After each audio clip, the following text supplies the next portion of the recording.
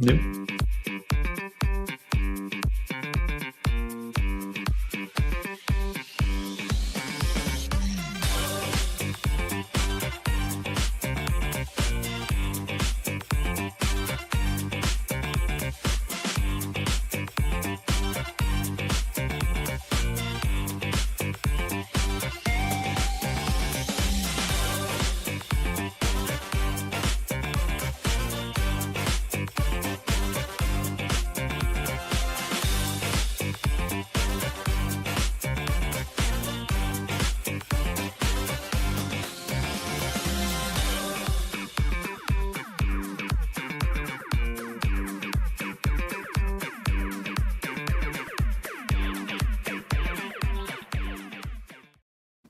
Hello and welcome to another edition of Code Remix Weekly. We're your usual hosts. I'm Sam. That's Tim. How you doing, Tim?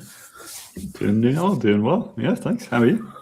Doing great. It's lovely here in Seattle. I had some friends over for the weekend. Made pizzas in the backyard for his little portable pizza oven.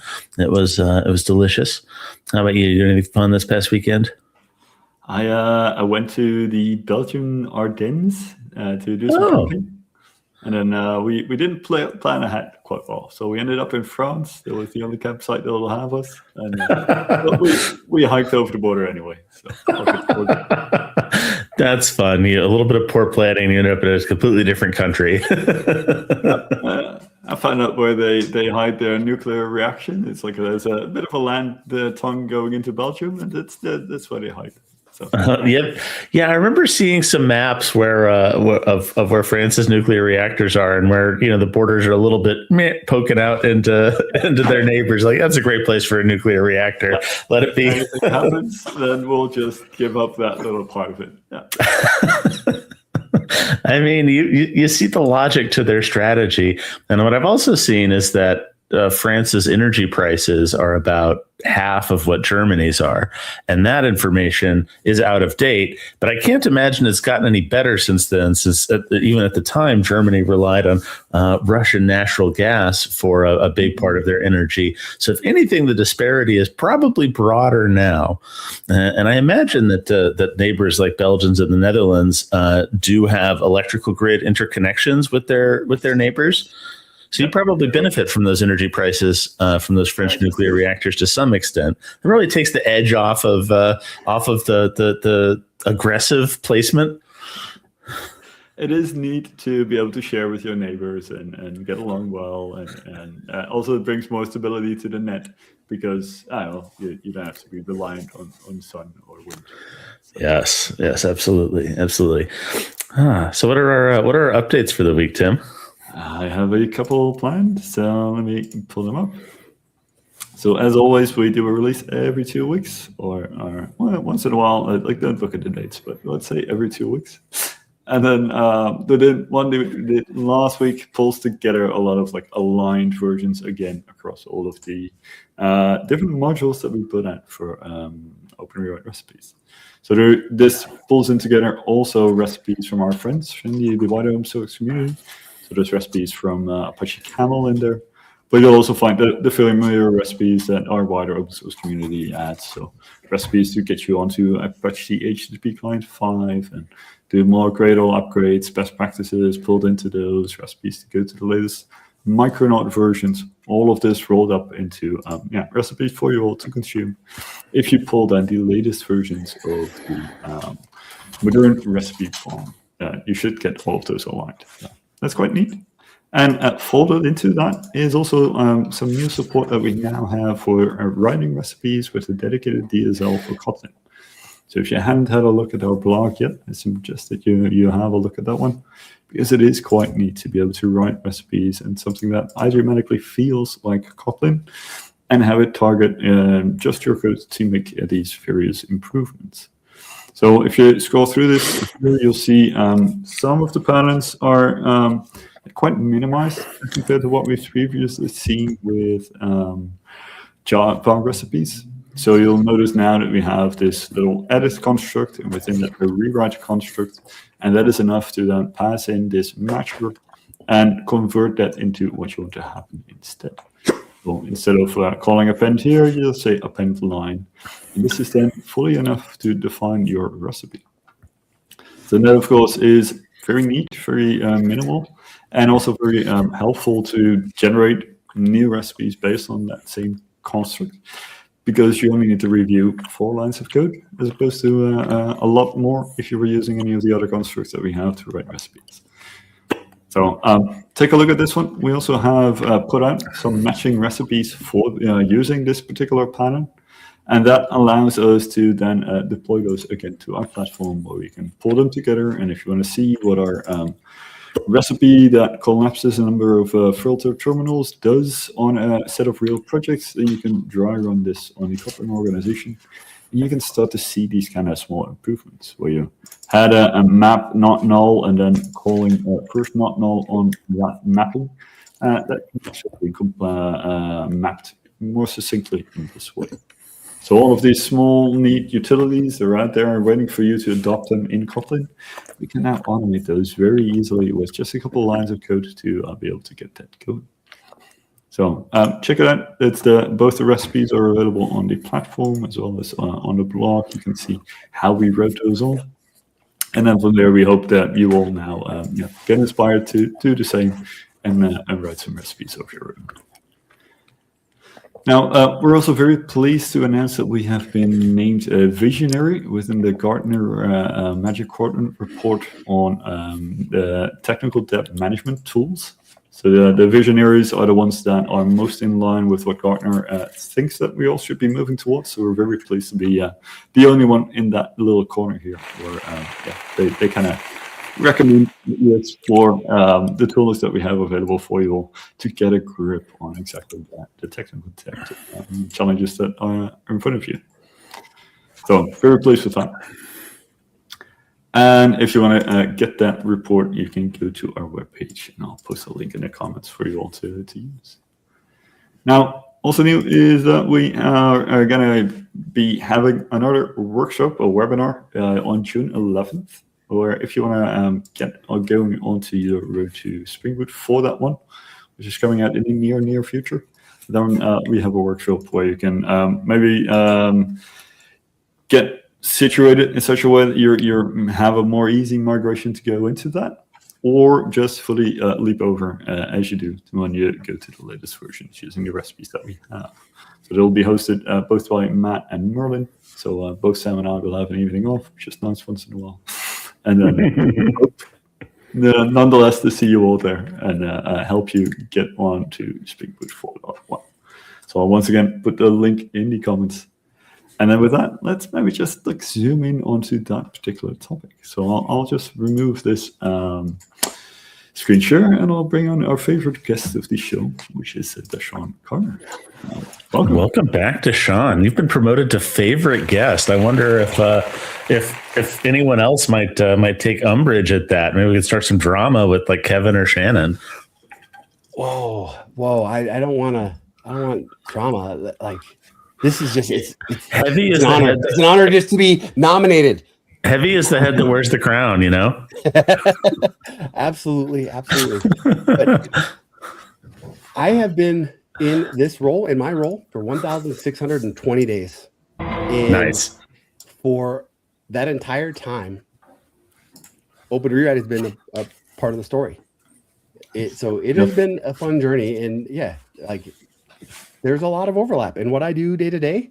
What you guys do day to day, right? You know, how many times have I said, I wonder if there's something for this, and I go look, and boom, there's a recipe that was, authored like a day ago. That's fun. The ecosystem is changing. This is one of my favorite T-shirts.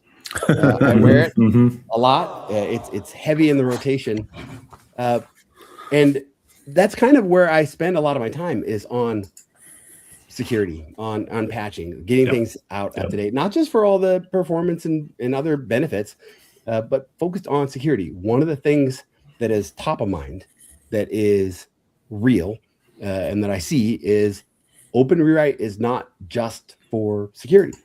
There's this big chunk, and I'd like to say it's more if I put good, better, best buckets, it's more the best buckets of developers, architects that are doing it. But the whole refactor phase, we have all of these new tools that are allowing us to do more, but it's not just like glue on things to existing software that you built your enterprise on top of. It needs to be refactored. And what I'm seeing more and more of late, right top of mind, is the way Open Rewrite is being used to refactor existing systems at scale.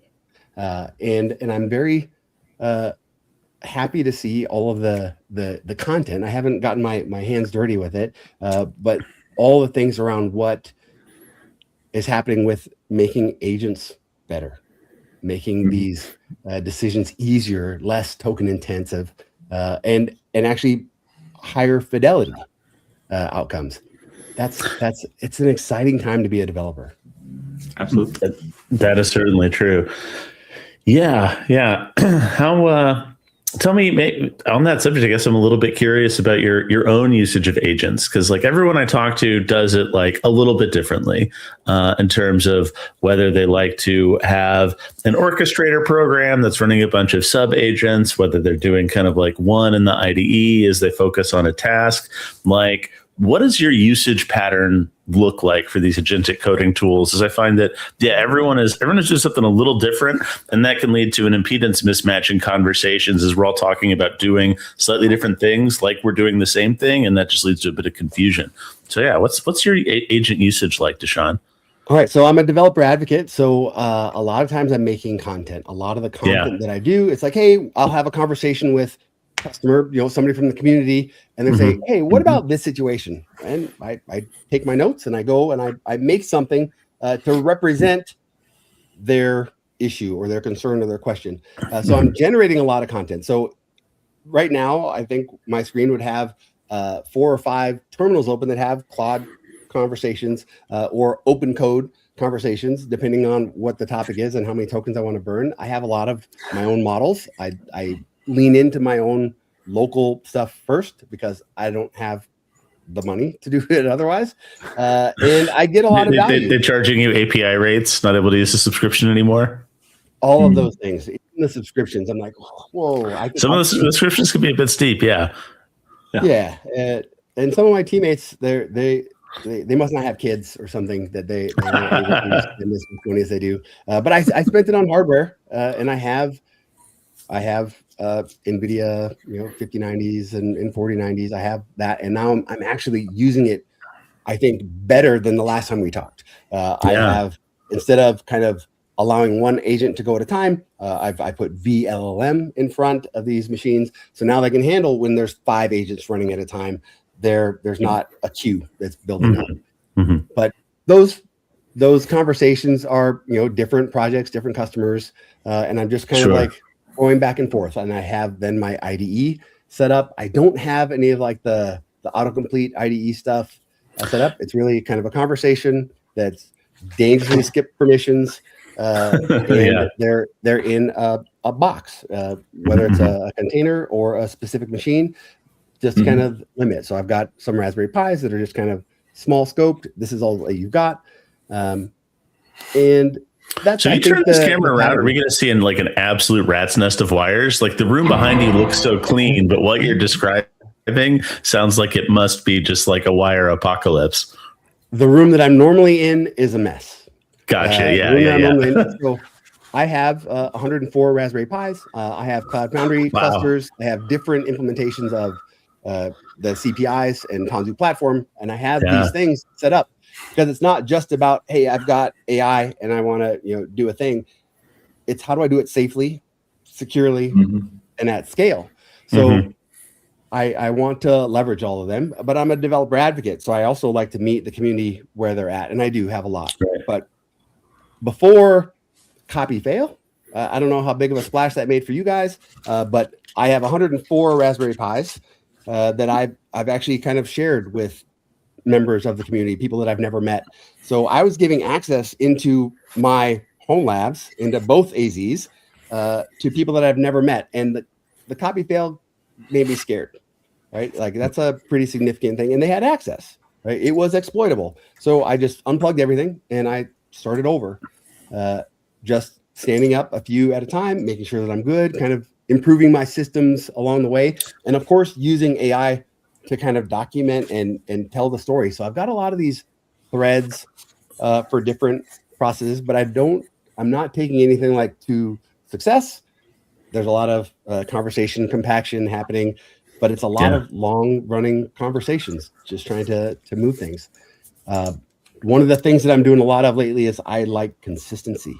And I see this not just in my content. My teammate, Dan Vega, is kind of, I'm inspired to kind of do content more like him, but he's got these really nice, beautiful, high production quality presentations, and they're consistent. Like when you see one of his presentations, you know that he did it.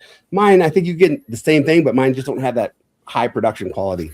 So I've gone back to a lot of my presentations and just made them more consistent, made them easier to consume, upgrade the things that need to be upgraded, keeping demos updated, which is one of the things that I was told not to do in this role. I was told, hey, do a demo and let it go. Don't try to keep things alive. But here I am. That may be one of my character flaws. So yeah, I've restarted. That's interesting.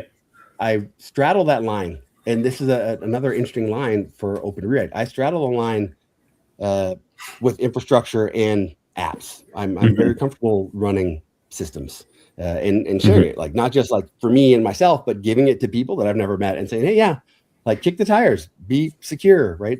I want to practice what I preach and be where the community is at, because a demo is great, but a demo that could actually be running in production is much better. For sure. That's what I try to do.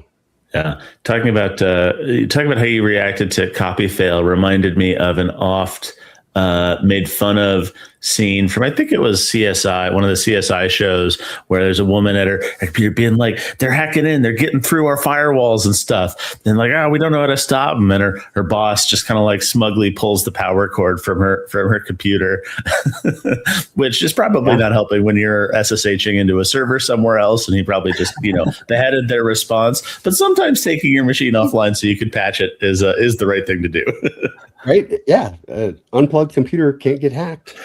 So, can't get hacked, at least not without at least not without like CIA level, like doing some real crazy signal stuff or whatever.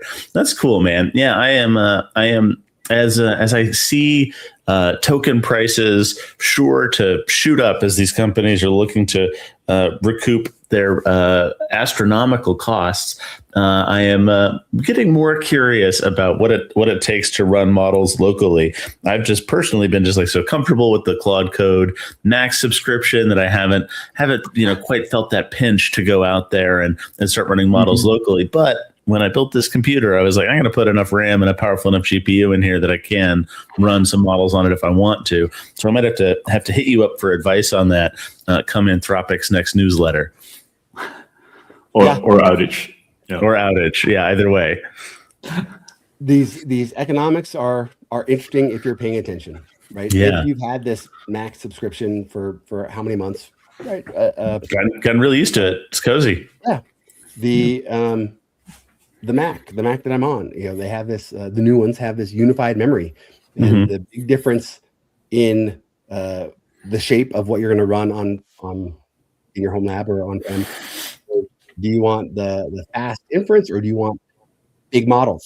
Right? That's kind of the trade-off. You can do the 5090 or the NVIDIA and get really fast, but you're kind of capped on what size of models you're going to do. On the M5 Mac, even the laptops that are out, you can run these massive models, right? And the trade-off, it might be a few less tokens per second, but you get access to a whole different ecosystem of models.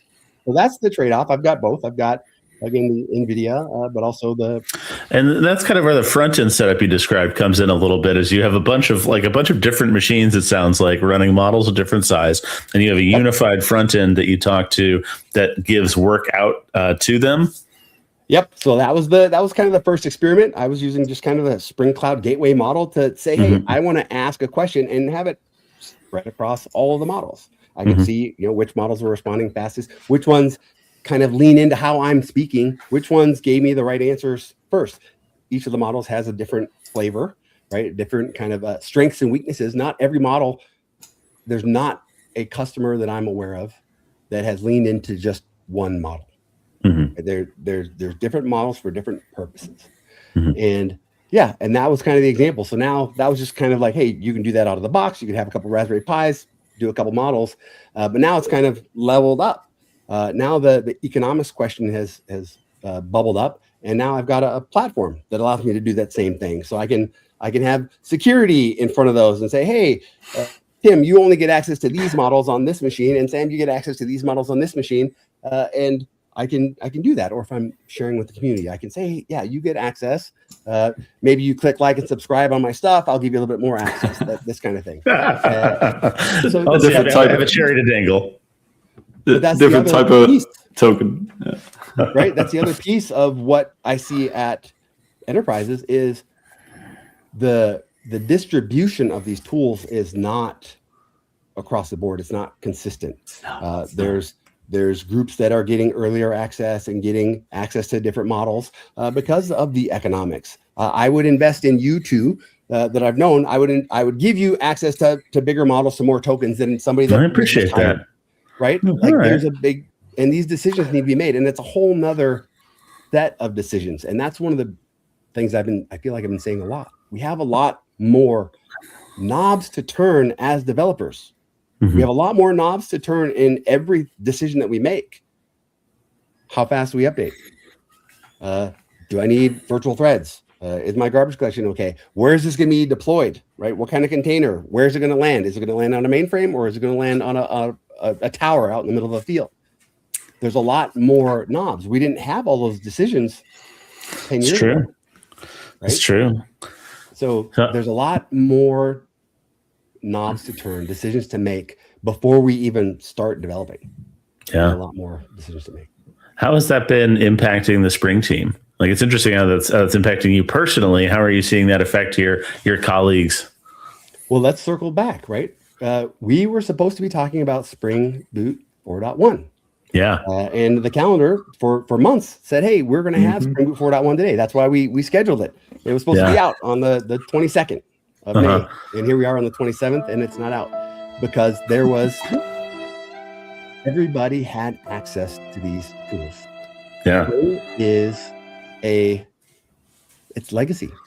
Mm-hmm. There are enterprises, hundreds of thousands of them, that have been using Spring since 1.0. Right? We came out of the JDE. We're like, that seems like a lot. I need 12 people to deploy something to production. Spring kind of fit, made these things easier, made it so developers had, more joy, less bureaucracy was kind of the, I guess that's the way it was for me. And now with all these enterprises, companies, governments, industries, etc., using Spring and caring about Spring, they all have access to these tools as well. The AI models, they've got their data. They've been contributing. Spring is open source. They've been contributing feedback for years. Mm-hmm. They didn't have the tools, and these tools don't sleep, and they can go do all the things. So what we started seeing in February was an increase in the number of security concerns that were brought from the ecosystem. And Spring is not just open source, but it's also used by enterprises and all the things that I said before. So we take these things, the Spring team takes them very serious. And the core committers of Spring are employed, right? Broadcom employs that team. So there are people involved, there's jobs on the line, we take it seriously. And and our enterprises, are the customers that we have, they need it as well. And a lot of them I'm a customer of theirs. So there's a lot of reasons why we want to take these things seriously. But it started in February, it increased in March, and then again in April. And the Spring team, a lot of people don't realize how small the Spring team is. There are thousands of contributors around the globe, but the core committers, it kind of rolls up to a small group. And they're busy, and they've been on this cadence for years, trying to keep in line with the Java releases, right? Java moving to every 6 months, Spring Boot moved to every 6 months. So we have this nice cadence that's been set up. And yeah, on May 11th, the Spring team, which was supposed to be starting the release train of all the Spring packages, put out a blog post saying, hey, we're going to delay it. We pushed it back. But when they pushed it back, they also, there's a little note. It said, hey, May 11th to May 22nd was the original release train schedule. And the new thing that's posted on calendar.spring.io, it's June 1st to June 4th. Those releases are scheduled. So it went from an 11-day release train to now a 4-day release train. Mm-hmm. And this, you know, as bummed as I was, right? We heard the sad news. Like, as bummed as I was about this delay, I also saw this really interesting move. Again, the team is small and it's coordinated and it's distributed across the globe, right? There's people all over the place. And now that release train has been compressed significantly. And that's kind of exciting because this is another hot topic. Starting in February, March, I don't remember when the first one was, we had customers like, hey, if Micrometer, which is at the beginning of that release train, if Micrometer has a CVE, they wanted to patch it. So, right, we have mechanisms to keep us patched, keep us secure going forward. But when you do something like a micrometer that you're using inside of Spring Boot, you're faced with this: do I take it now or do I wait 10 days for the Spring Boot release? And that was math that really, up until this year, a lot of people were just opting. I'll say the majority were opting to just wait for Spring Boot. But in 2026, more and more we're leaning into, I'm not going to be the one on the front page for the wrong reason. I'm going to take that. I'm going to pin that version into all of my things. And then when Spring Boot does have the release, then I'll unpin it. Yep. That's a big window. And that's a lot of mechanisms, right? That's a lot of moving parts. So now that window is smaller, right? Still, you still have to make that decision today, but the window is much, much smaller. So yeah, it's a little bit easier. I sleep a little bit better. I'm still waiting, if I'm making that move, but I've seen that with customers. So to circle back, yes, Spring Boot 4.1 has been delayed. It'll start on June 1st and it'll finish on June 4th. And that's been a big change. There you go.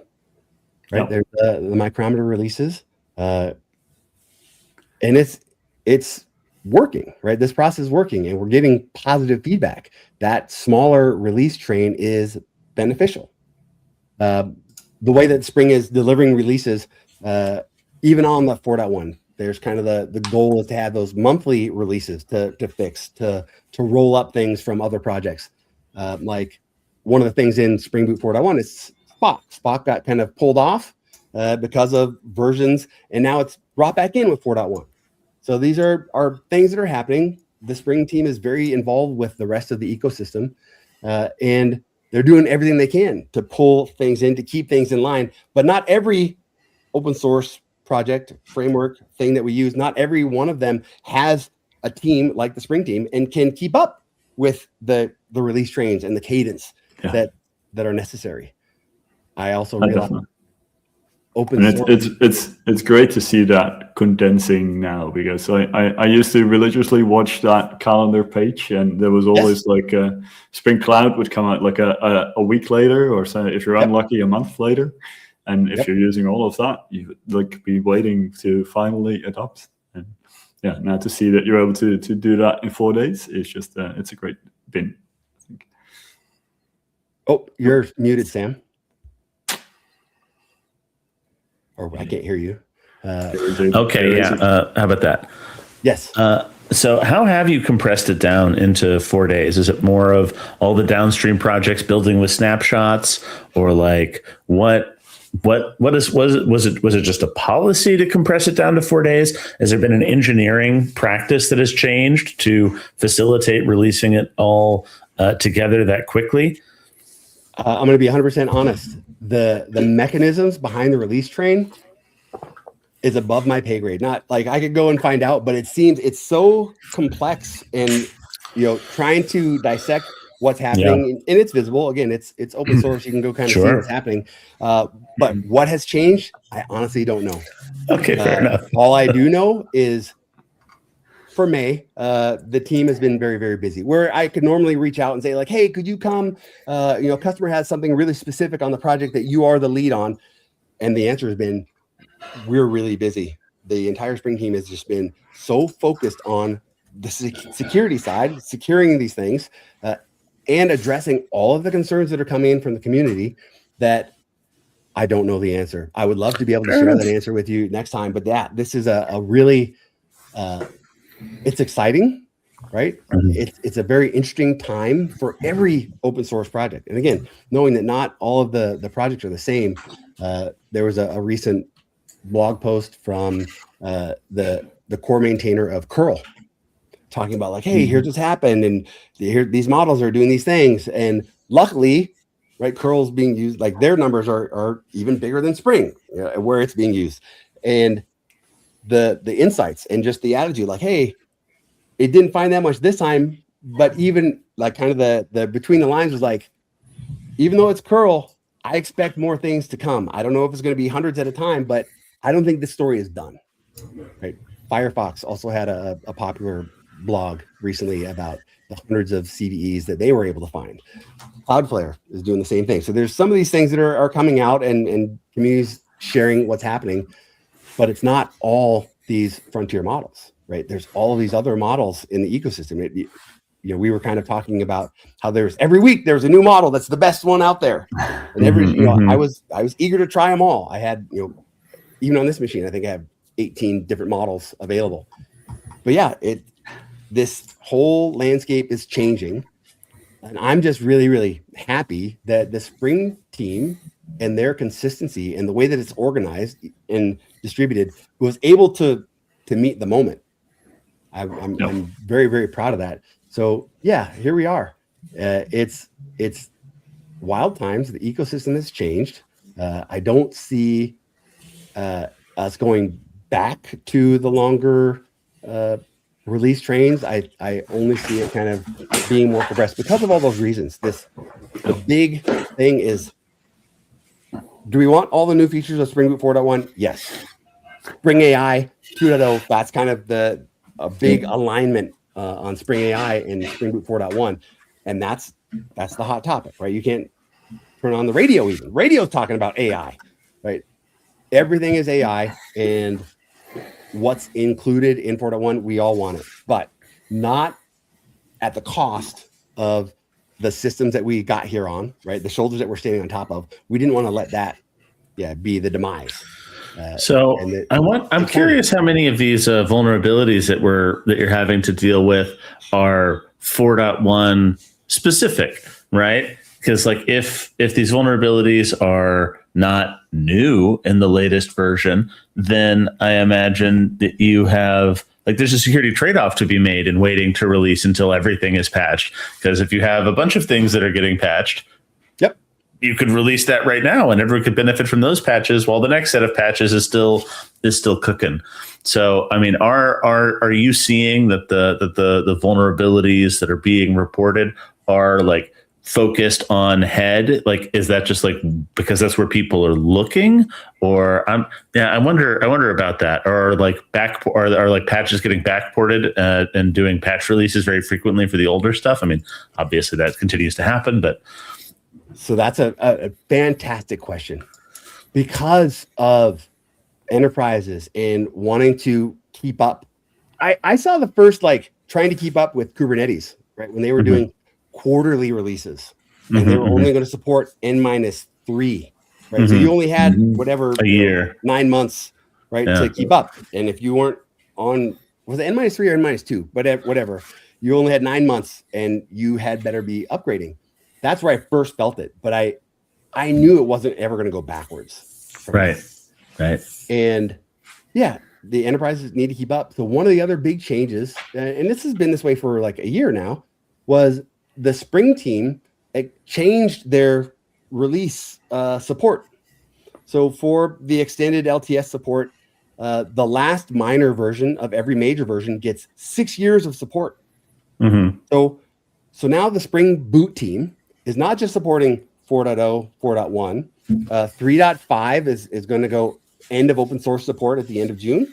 Mm-hmm. But 3.5 is the last minor of the 3.0 branch. So 3.5 is going to get 6 years of support for long-term support. Oh. But before that, Spring Boot 7 is getting 6 years of support. So our Spring team, before it was just the same cadence, LTS support. You weren't going back, whatever now, 3 years to 2.7. So now they've got more code to support. So to your question, some of those things, again, Spring Boot's built on top of Spring Framework, all these versions. So when you find something in Spring Framework, you're going to find it in a lot of the Spring Boot versions. There are a lot of the same bug, it exists in multiple versions. So one of the things that happened early on, we'll say 1,600 days ago, customers were, I'm saying, hey, no, upgrade fast, do it all the time, N-0 life. And big enterprise says, well, we can't move that fast. Yep. That's unrealistic. Yep. And I said, well, they're doing it. Your competitors are doing it. Maybe not all the way down, but they're doing it. They're at least trying. And they said, no, we're going to be on N-1 because it's more stable. And I would go look, you can go look at that same calendar and you see Micrometer 1.0 and Micrometer 1.1 and Micrometer 1.2. They're all being released on the same day. Yeah. There's nothing more Is it really any more stable? Right. So that was my argument. And it goes back to this, like sometimes those bugs, they exist across multiple versions, but just N-1 doesn't mean that you're more secure. Sorry. N-1 doesn't mean that you're more secure. I'm still in this N-0 life. I still want to be patching. And of course, right, I have the tan stack example from a couple weeks ago where it was in the supply chain, right? The bug, somebody hacked and got into the supply chain and they released the malicious thing. And if you were doing N-1, then you were in trouble. But even that one got identified within 28 minutes. Open source isn't just dudes, with GitHub accounts and saying, hey, go use my stuff. These things that we put out there, the massive influx of repositories that are showing up, right? The infrastructure problems that GitHub is having, it's not because they don't know what they're doing. It's because there's so much more stuff happening. And scale matters. But all of those repositories, somebody said, oh, I got a great idea. And some of those ideas might be great, but if they're not out there building a community around it, they just posted it on GitHub, that's not going to be successful. That's not going to get the 20 million users that you think it could.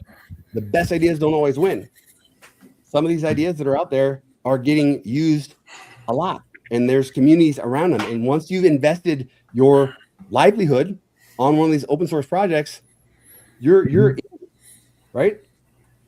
And I would have said it's not easy to pull those projects out. Here we are now. It's a whole lot easier.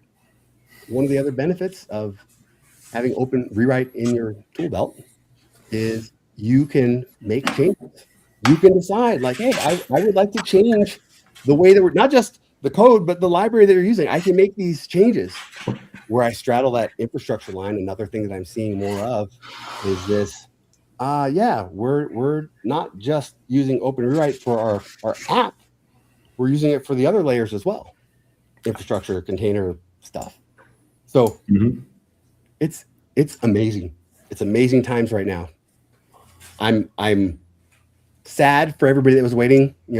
They wanted Spring Boot 4.1 for their birthday or to use over the holiday. But I'm also happy that the ecosystem is moving in this direction. And the other piece of it is because I've had open rewrite in my tool belt, because I've been talking about this N-0 life and being aware of the security concerns has been the focus. But because I've been doing that so long, I felt really prepared for this moment. I felt like, building that muscle. Building that muscle. I felt prepared. And there's a bunch of teams and orgs that have been in that same bucket, right? They have been prepared for this. And it's not going to slow down, right? This isn't a one-time thing. So It is. It's very interesting. And there's a lot of teams that thought that they were ready, right? When Spring was only releasing 1.5, I think is the average since 2013, 1.5 CVEs across the entire Spring portfolio per month. You could have felt manageable. That's easy, yeah.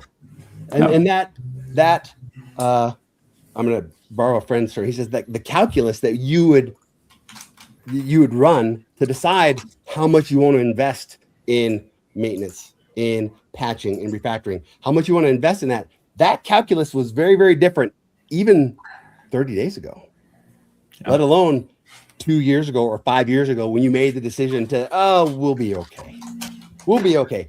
But every one of those projects that you bring in, right? Not everybody is all in on just Spring. Every one of those projects that you bring in, you're making an investment, whether you're paying cash to that team or not. You're making an investment in your future, in the future of your enterprise, based on that. Remember that cartoon, that comic that says, "Yeah, enterprise is supported by this one dude in Nebraska," but there's a lot of those that are out there, and they all matter.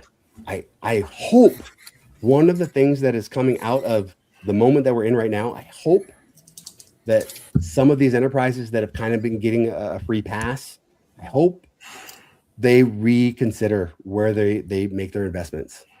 I hope that they start to reevaluate some of the stuff in their SBOMs. They got the dependency scanners, they got the tree that says, hey, these are all the things that we pulled in. And if they did a Venn diagram of what they've actually invested in compared to what they use, it'd be shameful for something like that to go public for some of these enterprises. Some are better than others. But I hope that that's one of the things that comes out of this is when you're making big decisions for your enterprise, for your customers, that they will reconsider and start to invest more in the open source software that they are. Yeah, they're not just putting their livelihood at stake, but us as customers too, right? Our information is all at stake when you make those decisions. So yeah, I hope that's one of the good things that comes out of this is that we'll see a change. And the more conscious choice for like a framework and a library that moves in a cadence that matches what's necessary in this day and age. Because I've used the example quite often over the years where you can have like two testing libraries that are the same age, Hamcast and a Sergey, and one of them did one release in the past 5 years. And I know which one I want to be on then. Yeah, it's going to be the one that's like a consistent cadence to it. And that was kind of one of the things, and it seemed just natural. Like if you go, hey, should I use that project? You go and look. There's no activity on the GitHub. They haven't done a change in months. Like that's a signal, and it's not a signal that's saying the software is bad. No. Again, it can be very stable, but it's the moment that you already have like a past investment in it and you maybe want to move away from it. That's when you want to reevaluate these kind of signals over time, like how many different libraries do you really need for the same concern, and then can you consolidate and then upgrade? No? You said the word consolidate, and that is that's a serious thing, right? We can't just grab things and say, oh, this does what I want it to do, throw it in.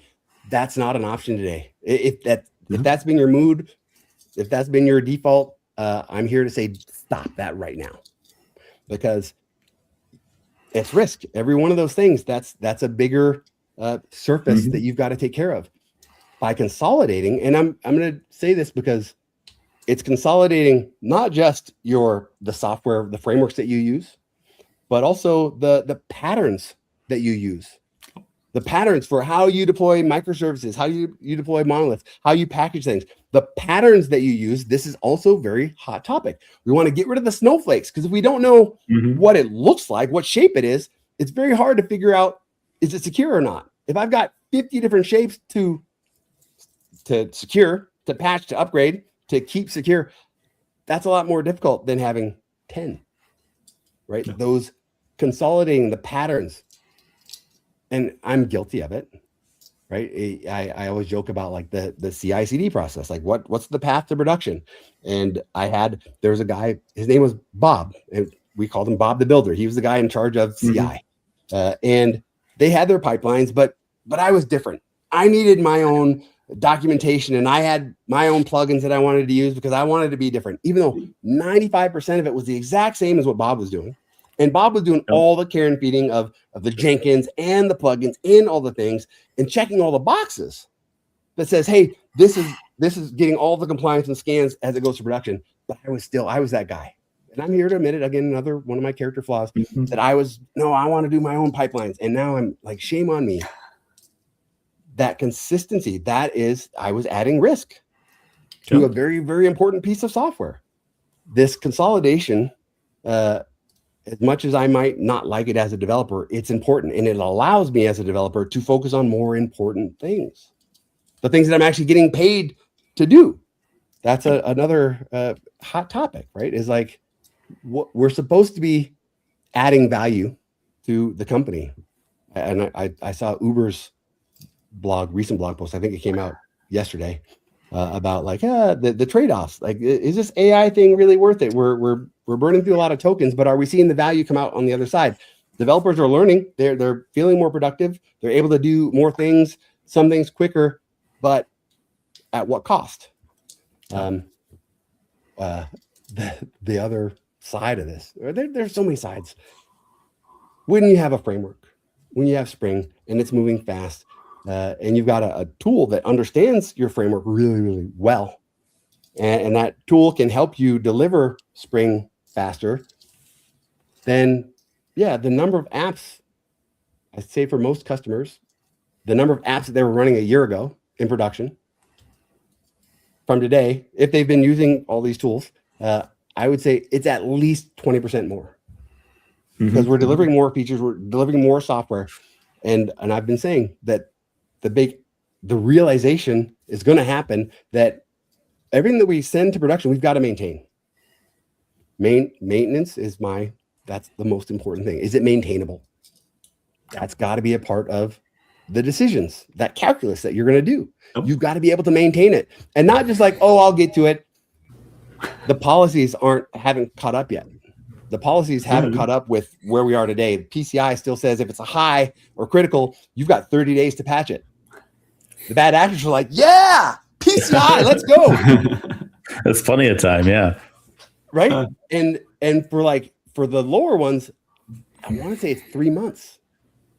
Like, unless you've got some additional controls in place, you get 3 months. But now these models where, a 3 in your app layer, but if there's also a 4 in your container, that's a 10, right? They can vulnerability chaining. They can combine these two things that aren't related. They're not even in the same stack. They're unrelated, but they happen to be in the same box. That's exploitable in an entirely different way, in a vector that we didn't consider. But these tools, these AI models, they've considered it, and they've been trained on it, and they can do it quickly. Some of these chains are showing up within an hour of the CVE. So a 3 doesn't bother anybody. Oh, yeah, it's just a 3. But the models and the bad actors are like, oh, well, that 3 combined with this one, here's an exploit, and it's available in an hour. So that time from when changes are available to when you get them running in production, that is more important than ever. Yep. And then, especially as you said earlier on as well, like there's always that window to like, do I get the patch version now and adopt a bit of technical debt to override a version that is normally managed for me, or am I going to wait for the Spring Boot releases to come out? And in our case, we're always looking to like, how do you minimize what you even have to maintain? Like, how can we? That's need to be able to see now that the release window is getting shorter. Maybe the releases then also becoming more frequent and more in line with like what's happening. One of the other really popular words lately is inventory. With things happening, hey, are we affected by that? You know, that tan stack, are we using that? And people are looking around like, we don't know. Having an inventory of code, knowing where it's at. Is it customer facing? Is it not? Knowing how critical is it? Hey, I've got this thing and it's using that, but is it taking 5 requests a day or 5 billion requests a day? Right? How is it in the hot path or not? Having that inventory of just like where is your code existing? Where are you at risk? Having the inventory is important. Consolidating that inventory, the number of things that you're dealing with, that's important. And one easy way, get on the latest and greatest. Yeah, you're going to solve a lot of your battles, right? Nobody in open source, nobody in commercial software wants to patch the thing that we built 10 years ago. The person that wrote it, yeah, they've moved on. But yeah, part of it, I call it being a good consumer of the software. It's to be on the latest and greatest. So right now we've got Spring Boot 4.1. We've got the milestones, the release candidates. They've been out there. They're available. And this is also another big change. The community, because you're able to be on the latest and greatest, you're on Spring Boot 4.0.6. I'm seeing branches where, hey, we're running a branch against Java 26. Right? It's out. They're still running 25 LTS in production, but they've got a branch that's running 26. They've got a branch that's running 27 early access against 4.0.6, but also against 4.1 release candidate. When you're mature, when you're flexing these muscles of taking new releases, and you have a clear understanding, you have an inventory of your software, you can exercise that software, and not just a CI/CD pipeline, run some tests. You can throw a model at it. Say, what are we not doing? And then this is where we come back to the refactoring. Like we're finding things, not just in the open source things that we pull in, but in the stuff that we're delivering, in our business critical, our special sauce. We can use these models. But even when you're doing that, refactoring, using all these tools to make better software. And like you said, for like the inventory, that it's trivial for us to like run a recipe and get you a complete inventory of everything you have anywhere. And then it's up to you. Do you want to like put that into a report? Do you want to maybe put it into files into the repository so it should become searchable and versioned over time? It's just all the things that we make available for folks to use and have them be more aware of what they have, and then from there make the change that they need. The things that all of you are doing, the content that I'm seeing, I'm just going to say I'm a little jealous. I'm a little jealous of what you have access to and the tools that you have access to. Because definitely congratulations on that visionary status. I believe it. I support it. That's where you guys belong. It's an important time for software, and having these kind of tools is only going to be more valuable as we go forward. Open Rewrite has definitely been a part of the story, and it's going to continue to be a part of the story. And last but not least, I guess I'm sure that you guys hear this. Well, why would we use Open Rewrite? We'll just throw Copilot at it. We'll let Copilot figure it out. Literally during this stream, someone came and basically asked that question in the Open Rewrite community Slack. Yeah. It's folks don't quite understand the cost that you have if you try to do that at scale. Like if you even if the problem in isolation that it's trying to solve is very simple. Well, let's say you want to change the string format method to now call formatted. If you do that at scale, that's like an AI is going to lose attention after like the first 5 elements of them. And then it's going to try to like solve the same problem on every file and figure out what's possible, what's not, and hook your compiler. Yeah. And all the while uploading your code everywhere and spent. Like, and somebody else is doing the exact same thing, and they're getting a different result. So this is the other hot conversation, letting or trying to educate orgs, communities, teams on when and when not to use AI. Yeah. One of the things that I wish that I had something that knew how my different microservices and libraries were being called inside of my system, so that when I do make a change to this one, I'm not caught off guard by something else downstream. That's valuable stuff, right? Having that inventory, but not just at the code level, but at the what's the graph? Where if I make a change to this method, where is that affecting the rest of the team? What's everything downstream of that? What's everything upstream of this? Yeah. Those types of decisions, right? Those types of decisions, could be really expensive if not made properly.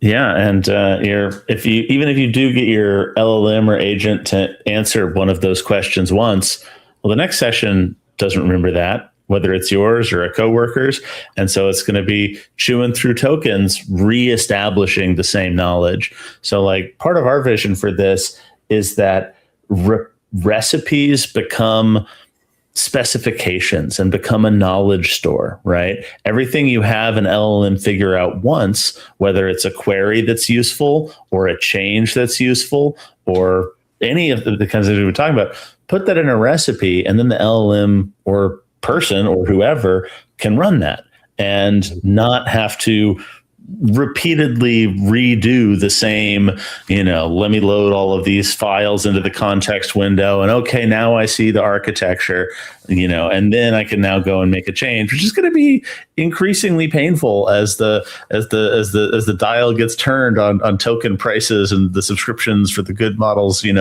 go away. Right now, I don't really care if Claude takes 15 minutes and 20,000 tokens to go figure out the open rewrite code base for the 50th time. But if they're really charging me per token and a significant rate, I'm going to care a whole heck of a lot more about that. Yeah. So it's great times. We live in interesting times. Yeah. Yeah. And I think that if you're paying attention, if you're engaging, I think engaging in what's happening right now is exciting. I do oftentimes draw similarities back to the dot-com boom, where there's a wave happening. You can either ignore it, or go into welding or something, or you can kind of like hop on and learn a lot. And by being in the wave right now, it gives you an advantage, right? Engaging right now and paying attention to what's happening in the ecosystem, the wins and the losses, right? The good paths and the ones with dragons. It's valuable, and that experience is going to be important in the long run. So I'm talking to like the junior developers as well. Like, this is a very important time, making sure that the software that you are delivering is maintainable. Use the tools that are available to you. Don't sleep on Open Rewrite, and this is going to be you have a good path in front of you, right? It's a good time. Well, cheers to that. I feel like that's like a really good note to end on. Like, that feels like a nice little like tying a bow on it, putting a period at the end of the sentence. But was there anything else that you wanted to add, mention, maybe a final call out, a reason for people to be excited for Spring Boot 4.1? Like anything you didn't get in there before we end the stream? There's a bunch of things that are going to be in there. I would like to maybe invite myself back after it gets released, or maybe after you guys do your workshop. We'd be happy to have you back to talk about the release and how it went, particularly hearing about how your release process has changed and evolved, and thinking about how to make our release process a little less painful for us. We'd be happy to have you back. Yeah, but it's great times, and I'm always happy to come and talk about what I see and what I hear. It's a pleasure. All right. Well, thank you so much for coming, DaShaun. And thank you, everyone, for watching.